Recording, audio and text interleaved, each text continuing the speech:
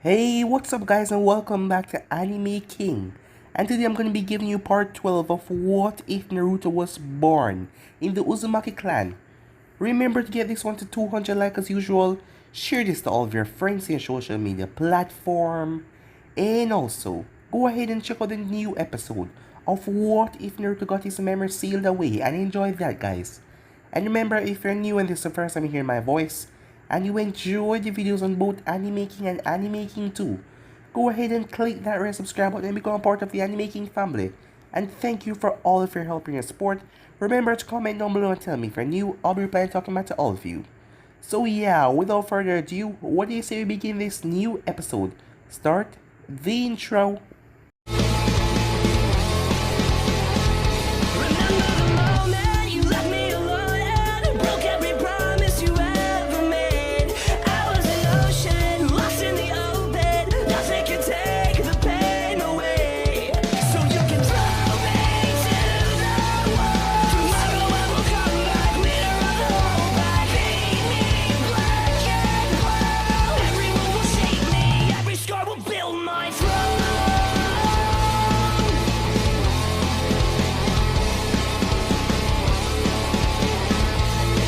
So, the last time we left off, Naruto was training with Konan, as she wanted answers to some of her questions, as the both of them started a battle.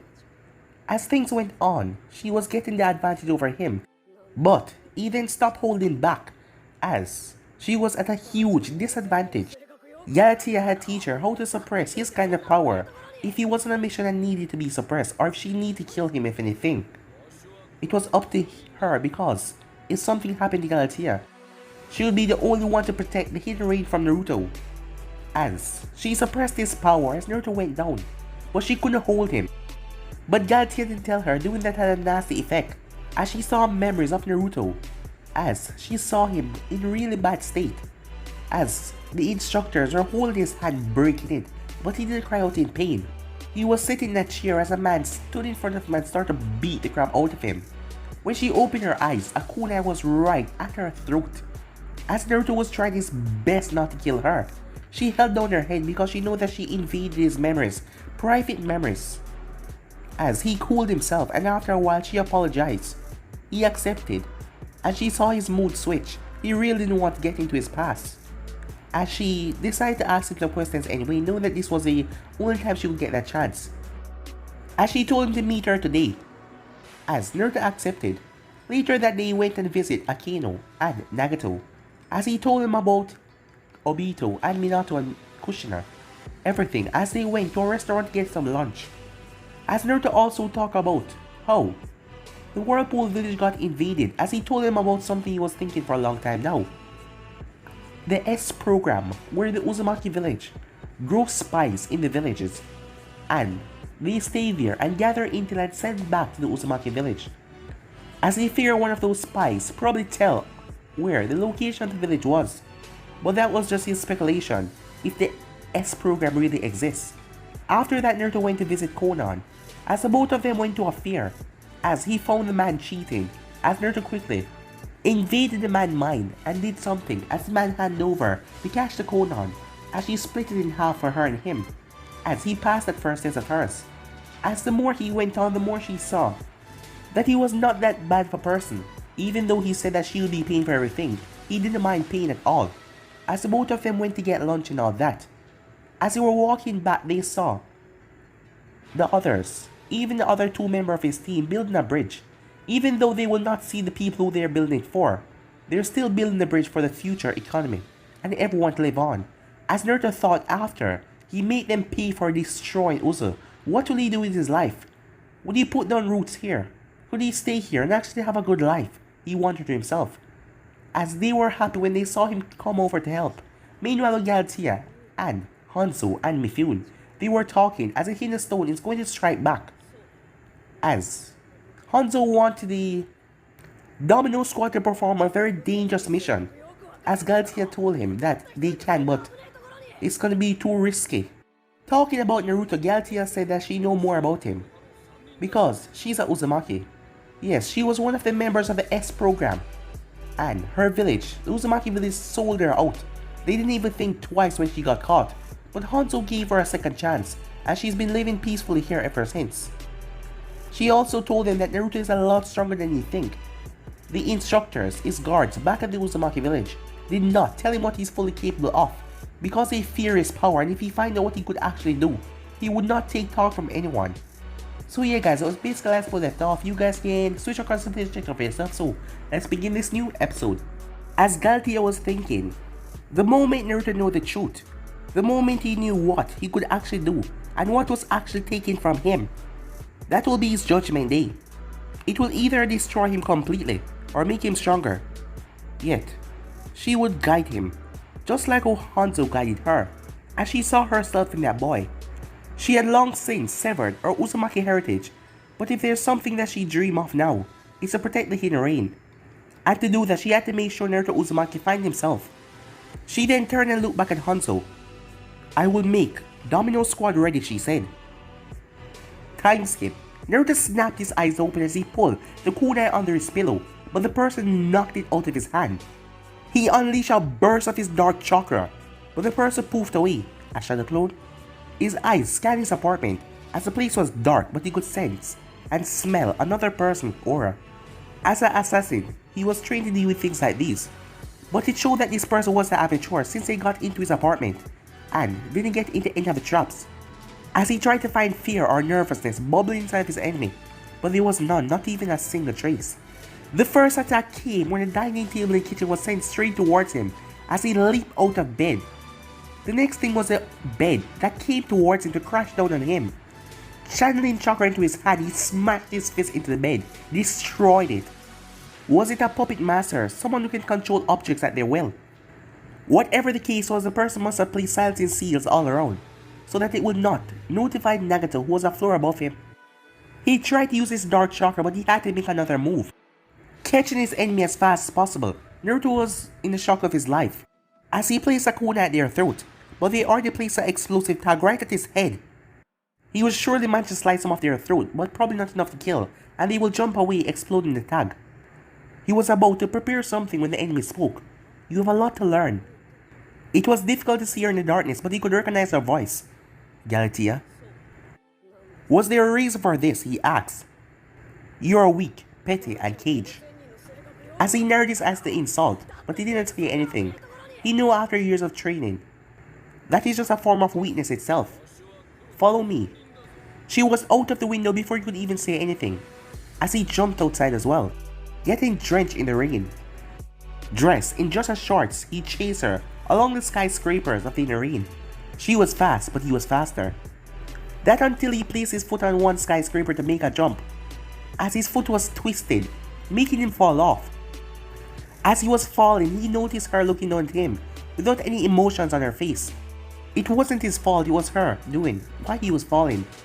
As Naruto burst into dark smoke and flew up towards her, as rain of kunai came out of the smoke, she simply waved her hand as they all turned around back to the thrower. He was going to defend when he felt that pulling feeling. As he was pulled straight towards them, he managed to deflect a few, but some of them dived into his skin. Before he knew it, a bone-crushing punch smashed into his jaw that sent him sailing away. As his temper started to rise, he tried to find any negative emotions in her mind, anything, but there was nothing. The last time he remembered facing a ninja in complete control of their emotions, it was his father, the Yellow Flash. And he refused to go through such a humiliation again. She may have some strange powers he was not aware of, but he wouldn't go down so easily. Galatea watched as he picked himself back up, and watched over her with his predatory gaze. These were the eyes of a killer who was ready to strike. And seconds later, her instincts were proved correct, as her eyes widened, one of his eyes turned blood red, and the other pitch black. It was one of the twistiest things she has ever seen. But what happened next stopped her. It just stopped her completely, as she's never seen anything like that. The rain stopped. The sky was still dark and lightning was shocking everywhere. She could feel the energy being gathered. Galatea had to jump away as a torrent of water came down, but that left her in mid-air for his next attack. Lightning, that was all he said, as lightning rained from the sky and smashed her right in her chest as she crashed on several buildings. When she finally came to a stop, most of her clothes was burned except for her loosely hanging bra and her underwear. There was a nasty burn mark across her stomach which was quickly healing, but she felt more than half her energy drained. She didn't have much time to assess herself as a sea of darkness was coming towards her. Seeing how quickly angered he get and how powerful he get when he does, she now understands how he survived against Yellow Flash. But if he just knew how powerful he actually is. But before that to happen, she had to survive. There was no way she could match him in raw power, but every warrior has a weakness, including Naruto Uzumaki. His greatest strength was his greatest weakness. As he was about to attack when she vanished, as he searched everywhere with his eyes but he couldn't find her. Stop looking in the wrong places. His eyes widened as he looked down to see Galtia's head poking out of his chest. Release.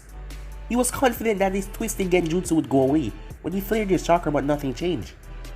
Your anger and self-loathing are your weakness, she said. As he pushed this strange illusion out of his mind, when his vision cleared, all he saw was yellow flashes everywhere. Father? He then saw explosive tags raining down on him as all of them exploded. He simply held out his hand and started to consume the energy. Galtia now stood in front of him, almost naked. But he just looked at her eyes, those eyes. You have mind powers like me, he said. Wrong. What you have is a twisted control over a fraction of your real power. You can't defeat me, much less the 5 Kages in your current state, said Galtia. As she didn't flinch when he narrowed his eyes dangerously at her. But what she said next knocked the breath out of his chest. You still hold yourself responsible for your family, abandoning you, she said. She waited for his response, but no words were said. But she saw the look in his eyes. That was all she needed to know. You have learned how to bury your pain with anger. That is why you can control other emotions, because you can bury and harness your own. But that power is limited. If you want me to train you, you have to follow my every command. And the moment you oppose me, we're done, she said, releasing killer intent. You're asking me to open myself completely to you, make myself vulnerable, at your mercy, Naruto said bitterly. If that is what it takes for you to achieve your goals. I can defeat you, Naruto says. He pointed his kunai towards her, but he felt something sharp at the back of his neck as the Galtia in front of him disappeared. An illusion? Confront your guilt and accept the truth. Love yourself for who you are, and then and only then can you master and show your true potential. The best ninjas believe in themselves and they accept themselves for what they really are, said Galtia. That including Hanzo, Naruto said. But Galtia simply smiled at his poor attempt to rile her up. He wanted her to get angry, to loathe him like most of the world did. That will give him the control and the power that he prayed over her. But without that negative emotion towards him, he couldn't do that to her, and the both of them knew it. You can fight hundreds of ninjas, but if you truly want to defeat the most powerful ones, like the Yellow Flash, you'll have to become invisible. This time another Galtia appeared in front of him and a kunai aimed at his heart, as the one behind him was still there. This is an illusion, he thought, as he tried his best to break it, but he couldn't. Let go of that anger. He froze and her voice spoke in his head. She was tearing his mind apart, but that was not a terrifying thing. What scared him was that he couldn't stop it, and he was losing control of what was real or what was illusion. You growing up alone was not your fault. Despite knowing everything, he felt anger bubbling up inside his chest. This woman had no right to pry inside his mind, and he was going to make her pay for that. It was your mother and father. The Galtia around him vanished, as he realized he was standing at the edge with the real Galtia in front of him. But this time it was she, who had her neck pressed against his kunai. But all he could think about is what she just said to him. Look at me. And say what you just say again, Naruto said. His dark eyes, his red eye, showing pure hate and demonic. Power just oozing out of him. But his defenses were crumbling as she only smiled sadly at him. I am a freak, and I don't fault them for leaving me, Naruto said. Liar. He flinched when she said that to his face brutally. Akeno was stubborn, Konan was hard. But this woman was just brutal. They didn't know how to raise me, Naruto said. She grabbed his arm and he yanked him and slammed him into the pillar. Would you do the same thing to your son if the situation was reversed? With a bit of frustration in her tone, I have had training and experience dealing with this dark power, Naruto said. As Galatea lost her cool, she was disappointed, enraged, as you could see it in her eyes, as she sent him sailing down below as he smashed into the ground, as he was pinned on the ground by the kunais. The training is nothing, the will is everything, she said, as she sit right on him and placed a kunai right at his throat. But Naruto simply smirked as a shadow clone appeared behind her, pressing his kunai in the back of her throat. You lose. But she didn't move or face or anything. She just looked into his eyes. The will to act, she said, as he blinked at those words. She only needed that second as she dispelled his clone. He then saw her fist come into his face, and then darkness. An hour later, the rain was pouring down, as Galatea looked down and Naruto beside her, as she wished she could make the rain stop again. Even with all of his powers, Hanzo could not do that, but Naruto Uzumaki could. She could feel it in her heart that if given the proper guidance, this boy would change the world, no doubt. He had the power, desire, and the strength to do it. He just had to let himself do it, and that was the biggest obstacle for him. You don't have to pretend to sleep, said Galatea. Slowly opening his eyes, he looked over at the river that she was looking on, as her words were still brand new in his mind. He didn't know whether to reject them or accept them. From the corner of his eye, he saw that she was still sitting in her bra and her underwear, as he looked away. Does my body interest you? She asked. He remained silent, as she simply smiled a bit. He was smart enough to not openly say yes and prove himself like all other men. And even if he wasn't attracted to her, he wouldn't say it to her face. Not that either answer would mean anything.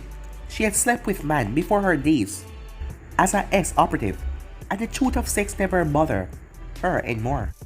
You will train me, even though you know what I plan to do with the world with the Akatsuki, he said, changing the topic. As long as the hidden rain is safe, she said. I may not have loyalty to this nation, but I will protect it with my dying breath, just as I promised Hanzo. As long as I live, the hidden rain won't fall, no matter what happens, he said. She looked at him as he looked right in her eyes. I do not doubt that, but the truth is, in the next 2 months, the hidden stone is going to destroy my nation, she said. As he made her continue on, and she told him that Tsuchikage crushed all of those religious people because he's going to push for war to attack and destroy the hidden rain. She told him the time frame and when they're going to rain down their entire power, and the hidden rain won't stand a chance. As Naruto already knew what Hanzo wanted by hearing this information before she said it. Oniki has to die, said Naruto. Yes, said Galatea. And you want Domino Squad to do this suicide mission, Naruto said. That was the only reason she would probably put in so much effort to train him. He was the most powerful ninja on the team. If someone had to face Oniki off the rock, on his own soil, then it had to be Naruto himself. Yes, she said. I am not strong enough for that, and neither is Domino Squad, he said. Well, you need to make it a reality. You're the only obstacle, the true obstacle that is standing in the path of this squad. We need you to accept them and lead them behind enemy lines to kill the Tsuchikage, along with several top stone leaders, she explained. He took in a deep breath as he looked at the sky. Galatea looked at him because without him there was no mission. Let me get the Akatsuki on this, we can handle it, Naruto said. She shook her head no. We don't trust your organization. It's either Domino Squad or no one, she said, as Naruto simply smirked. You know that Akainu and Nagato are in that squad, and if they go, I will do anything to make sure it's a success.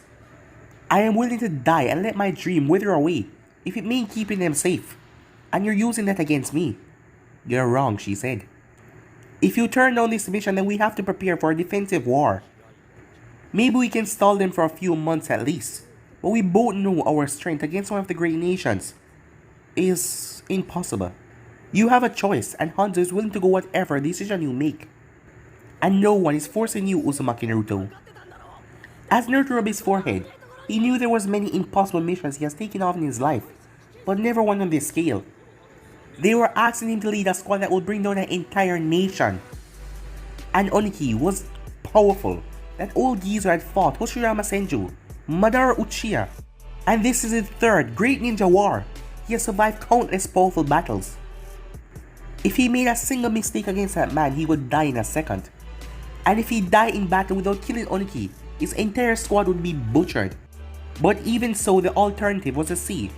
The hidden rain died a slow and brutal death. As the stone was not merciful to the village or nation that it destroyed.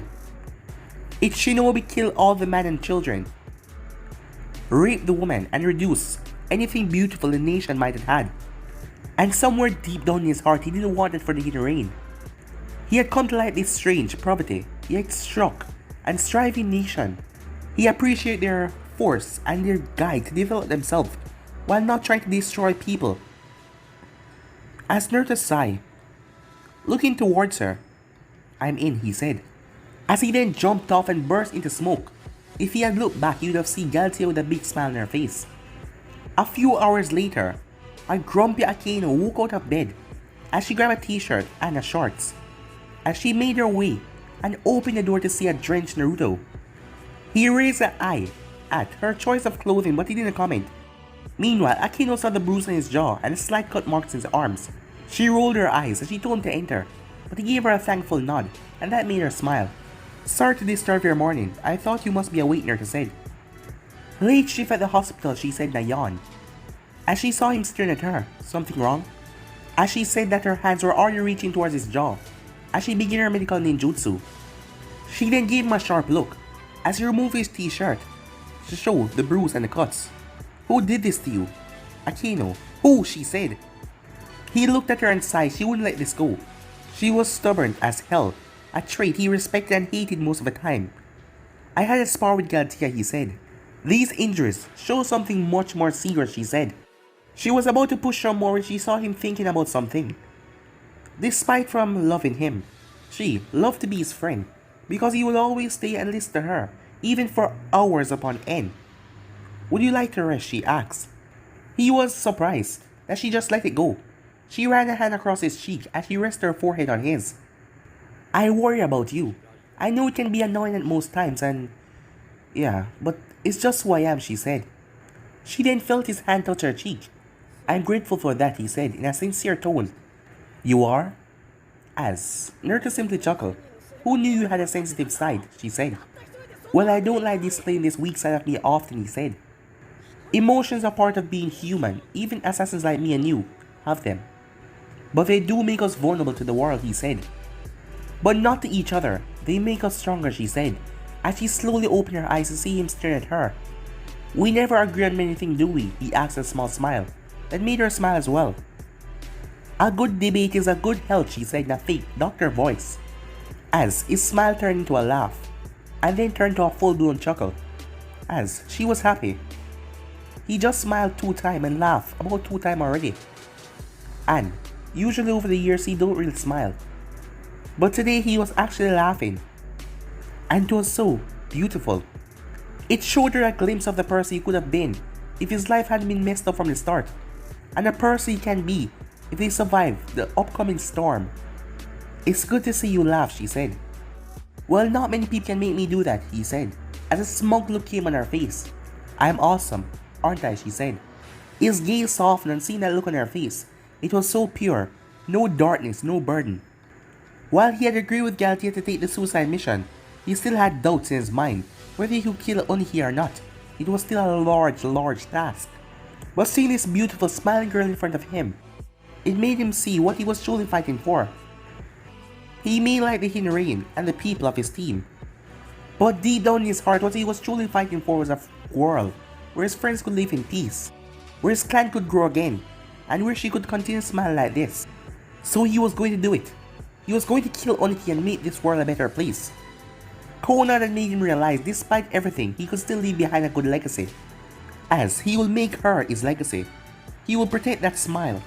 No matter who he has to end. No matter who he has to kill. No matter the sacrifice he has to take. He will do it all, no matter what. Time skip. Naruto enter the waiting era of Azure. It was one of the most expensive sex center in the hidden rain. Some people look down upon him by this, but it was just a way for him to let out some personal stress and all that.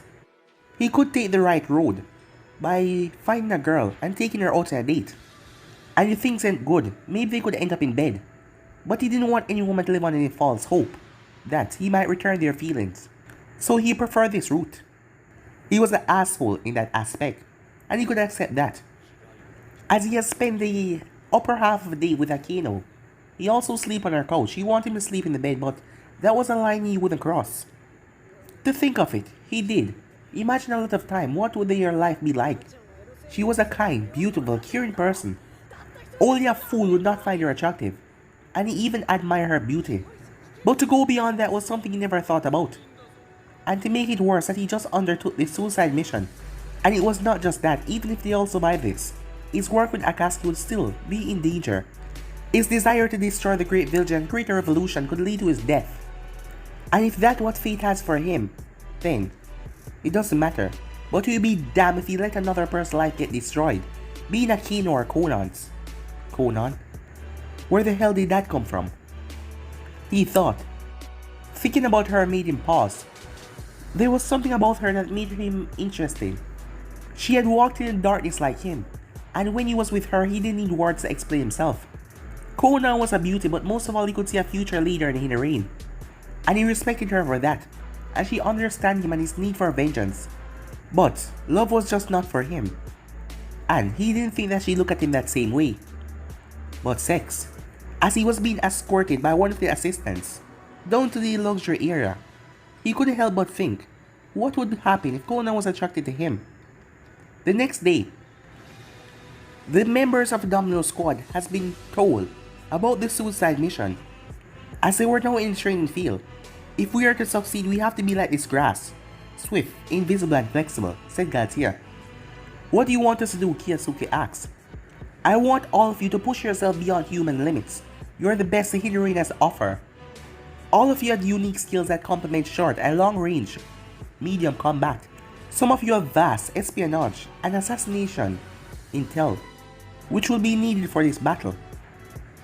To begin, Kiyotsuki, you will be solely focused on your archery. Your father was a renowned ninja who could hit any target at any distance. I want you to be that same man. Can you do that? Galtia asked. Naruto was surprised to hear the unique skill possessed by the small ninja. On closer observation, he didn't know, despite his small body, his arms were toned. That could only come from rigorous training every day. Daibatsu, you're a heavy hitter. Stone shinobis are dangerous up close. It will be your job to protect our team if they swarm in. You and Akeno will team up with each other, and Kiyotsuki, to work on honing each other's skills. Akeno, you will focus on your medical skills and develop combination attacks with your summoning creatures, said Galtier. Are you expecting an aerial battle? Asked Akeno. Yes, we have to assume that the stone, famous explosion core, will take us out while we make our move. This man, Deidara, as she passed out the papers. As they looked at it, Deidara, age 27, rank A or S class. Specialty, explosive Kekkai Genkai. A pupil of Oniki, Deidara has been known to bomb many smaller villages, and he could do them by himself, one man taking out the entire village because of his explosive Kekkai Genkai. And he's extremely loyal to the Hidden Stone. As Naruto glanced at the picture, if this man was truly Oniki's pupil, then he should not be taken lightly. If Deidara shows up, Kiyotsuki and Akeno, it will be your job to take him out. As Naruto kept silent as they were handling their roles, he was worried for her, but she was a ninja like him, and it would be insulted if he didn't believe in her skills. They were the long-range fighters, and they needed them to deal with the explosive core in case they show up. Daibatsu, Nagato, and Yaiko. You three will be our foot on the ground and face Tsuchikage, protective deity. Take them out as quick as possible because your secondary objective is to eliminate the remaining top commanders of the Hidden Stone. Then who will take care of Oniki? Asked Nagato. As Galtia's gaze shifted towards the last two members, as Naruto stared at Conan, as she nodded, as he returned the gesture. I don't think it's a good idea sending both of them alone to Akeno. Noted, but I am the mission commander, and you would proceed given my orders. Is that clear? Asked Galtier. As Akeno had to hold back herself. Despite becoming good friends with Conan, she had her doubts about her being strong enough to support Naruto against Oniki himself.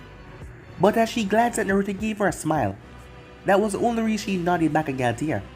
As Galtier made a circle of herself without waving any hand signs. Surprise in the squad. Naruto, I will be watching over their training with my clone.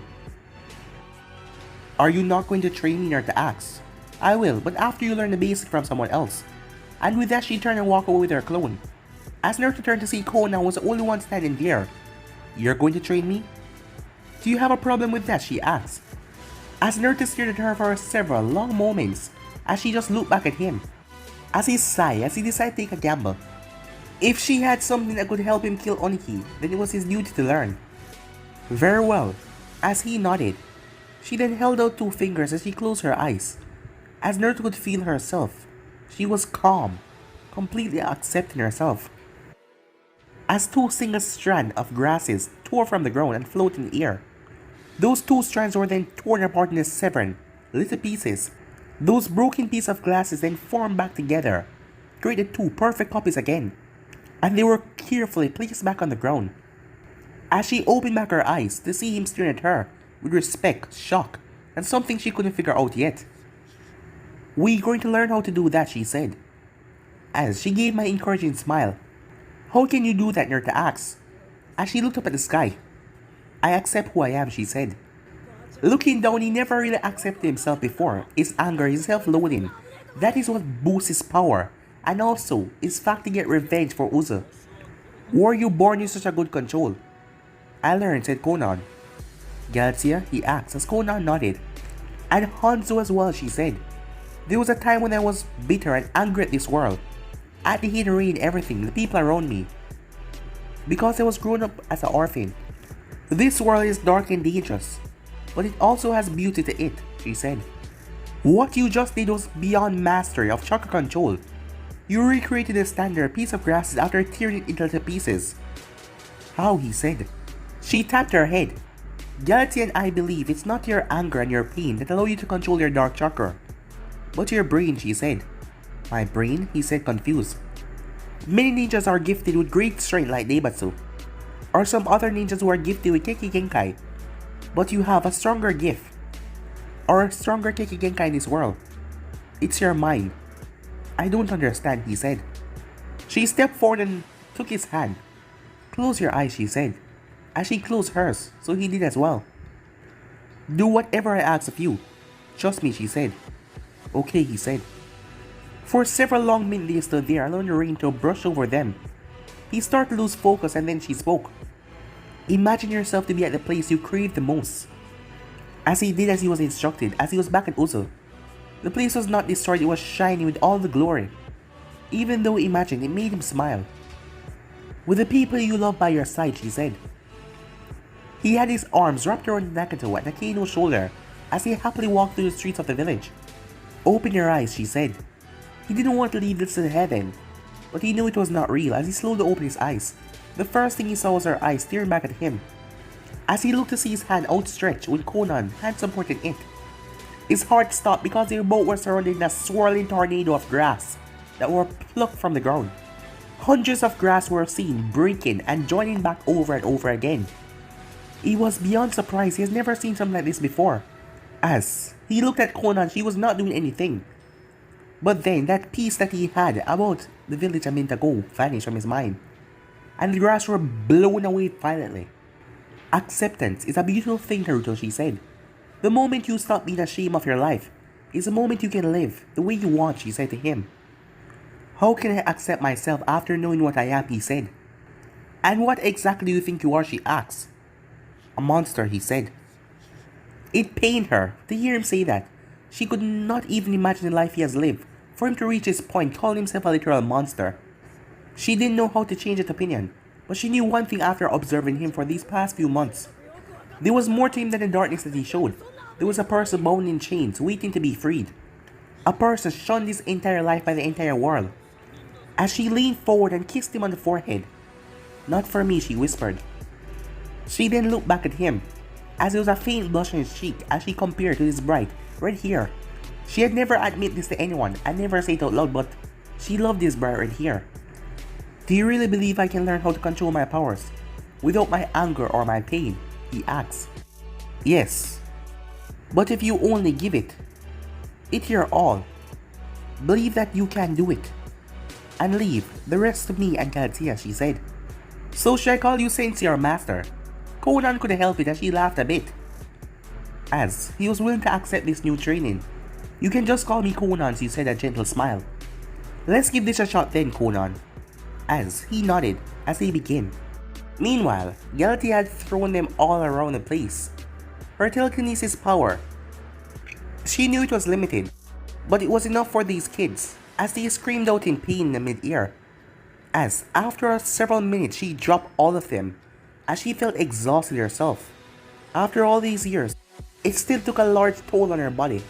Her power was a small fragment of Naruto's true potential, and she had hopes after the boy gained those true powers he would protect the Hinarine. But for now she had to teach his kid a thing or two. Despite everything, the kid stood up, as she smiled at that. Again she said. Meanwhile, they hit the sand. A fully healed Pakura kneeled in front of her Kazekage. His name was Katsumoto Narukami, the third Kazekage. Despite his village being on the losing side, the man was calm. As Pakura saw the shinobis around her had not lost faith because he was still with her, the Kazekage was still alive and well. As he was reading over the scroll that Pakura was given by Naruto. What do you think about the shinobi, Pakura? The man asked seriously. He is young and powerful. The way he destroyed the Konoha base and freed us with minimum casualties show great intellect in battle. Kazekage-sama, we have reason to believe that he alone killed Kagami Uchiha and most of his top commanders. He also faced off against Yellow Flash and survived, said Pakura. The last name was what drew her leader. The Yellow Flash was responsible for many deaths of a lot of sand ninjas. They had sent many to try and kill him, but not even one came back alive. But this boy had survived. He was the first person in the world to do so. What about his followers? Tell me about them, Kazekage said. Loyal savages that will fight for their Dark Lord to their death. However, there was two of them who were different. One of them was a boy, around the Akatsuki leader's age. He was average but brave. The other was a master swordsman who alone defeated a score amount of Konoha Jonins. I have a feeling he may be a master swordsman from here, said Pakura. As the man then went quiet. For several seconds he then spoke. As long as I live, the sand will not fall. That is the only promise I can give you. But Konoha also have many great and powerful shinobi in their ranks. The Yellow Flash is a proof of that. If I fall, said the Kazekage. Kazekage-sama, said Pakura in alarm. The mere thought of him dying scared her, for the future of the sand. I don't plan on dying anytime soon, but we have to prepare for the worst, and as Kazekage is my interest to look after my nation. I have received report that Shimura Danzo is a new commander of the forces. That man is relentless, said Baki, a veteran joining right beside him. Yes, he is, said the Kazekage. The only way my village can turn this around is if we join allies with different villages. But before I go on this route, I want to meet this boy personally, he said. As Pakura nodded, he gave me a contact to get in touch if you were interested in his offer. I'll have them set up a meeting with you as soon as possible, promised Pakura. Very well. As with that they were dismissed, until the man called out Pakura. If he proved himself a threat to the sand in any way, I will kill him, said the Kazekage. She simply nodded and walked away. But from what she saw, she could only think to herself, you're wrong, sir. If things go wrong, he will kill you. At Konoha, Minato and Mikoto watched sadly as Obito and Rin sat beside the grave of their lost teammate, Kakashi Hatake. Kushina also had tears fall from her eyes as she remembered the boy, Kakashi Hatake. The fact that he died saved the life of a friend made him wonderful in her eyes. Still, seeing these young kids feel this kind of pain, it pained her heart. I couldn't save him, said Minato, as Mikoto gently placed a hand on his back to comfort him as he cried. The past few days he kept a barbaric face as Obito was in the hospital and Rain needed support. But now staring at Kakashi's tombstone broke his heart. First my eldest son, now my student. How much more will this war take from us? Naruto is not dead, said Kushina. I contact every form of mine, and I was told that our son made his last stance with Uzu. His loyalty to Uzu was unbreaking, said Minato sadly. But at the same time he was proud of his son for his sacrifice and courage. How do you know this, Minato? Said Mikoto. As Kushina walked closer, she stood before him. As he's been hiding this from Kushina, he sighed. I watched over him personally for several years. and I met him personally once. Kushina slapped him across the face. As Mikoto saw the hurt and bitterness in her eyes, tears streaming from her face made Mikoto fell for the woman, as she saw how much pain she was in. As Mikoto herself could only imagine the same thing if it was done to Obito. It would literally kill her. "We were forbidden," said Kushina. "He was my son," said Minato. "And he wasn't mine?" she shouted, as he lowered his head. He couldn't bring her along because she was a Jinchuriki. The moment she left the village, Hunter ninjas would be after her. That is why he was the only one that could go. Before she could say anything else, Mikoto got up and pulled the woman into a hug. Hearing this from his mouth, hearing this in reality, it made her feel like her son was really gone now. Like he stayed loyal to Uzu. That means he was actually dead, as she broke down in Mikoto's arms, as he just watched her cry. He was forced to make a choice. Yes, but he did it, thinking about the three of them. Thinking that the three of them could live on. If he had listened to her and run away with Kushina and his son, maybe they could have had a life. But it would be a life on the run, always hunted. And no matter how long they run for, her status as a Nine-Tails holder, Konoha will always come after her. He will be executed alongside her after they had extracted Nine-Tails from her. As a form of punishment, Konoha might have even sealed the beast inside their own son. And he didn't want that. So back then when she begged him for them to run away, he knew that he lost her and his son that day when he said no. For Kushina, that was the ultimate betrayal, but he knew that he made a choice to get the three of them alive. After that, he strived for years to improve himself to become Hokage and undo the damage. But Kushina never stopped blaming him, and despite that, her hatred, the eyes that she looked at him with, it still hurt him a lot. But that was his curse. The only thing he can do right now is stop Obito, Ren, and the others from feeling this kind of pain. This war, it has to end. As he clenched his fist and got up and walked away. If it meant ending this war, he will kill everything in his path, because he will stop it. And he won't let any more children, no matter who, which children, go through the horrors of this war again. He will stop it. Yes, he will. Time skip. Standing on one of the skyscrapers in the rain, Naruto smiled as he read the Kazekage wanted to meet him. He knew there was a long and painful way ahead, but he was going to walk that path to get revolution, what he wanted. As he looked over at the river, he then raised his hand. A smile came on his face and a tsunami rose up out of the water, at least 20 feet. Within a week, he was able to achieve this small form of control, as Conan told him that was just a small part of his true potential. It had not been easy because he had to suppress his evil intent and his dark past, thinking less about Uzu and the Uzukage. He had to push that thoughts out of his mind for now. But despite everything, he could not stop thinking about his father being Yellow Flash and his little brother fighting on the front lines. But in all, he has to kill his entire family because no matter what, they will never stop protecting Konoha. Despite all the pain that the both of them caused him, he owed them a single death.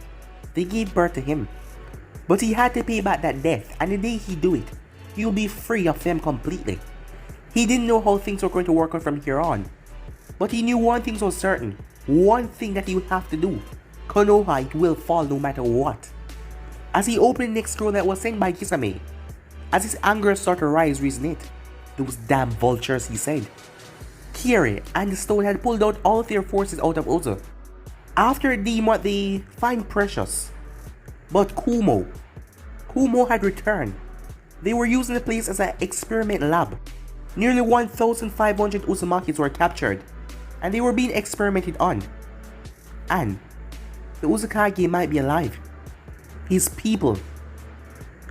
Kumo had nearly 1,000 of their shinobi, and also the Kinkaku squad, a lot of them, stationed in Uzu. Even if he combined each and every Akatsuki, he still didn't have enough man. That will not stop him from trying, but if he failed, every one of his clansmen will die. He needed help. But guys, in the end episode right here. If you want the next part of this, already know what to do. Like, subscribe, comment down below, and turn the bell notifications they posted. But I'm off for now. See you guys soon. Well, tomorrow. Peace.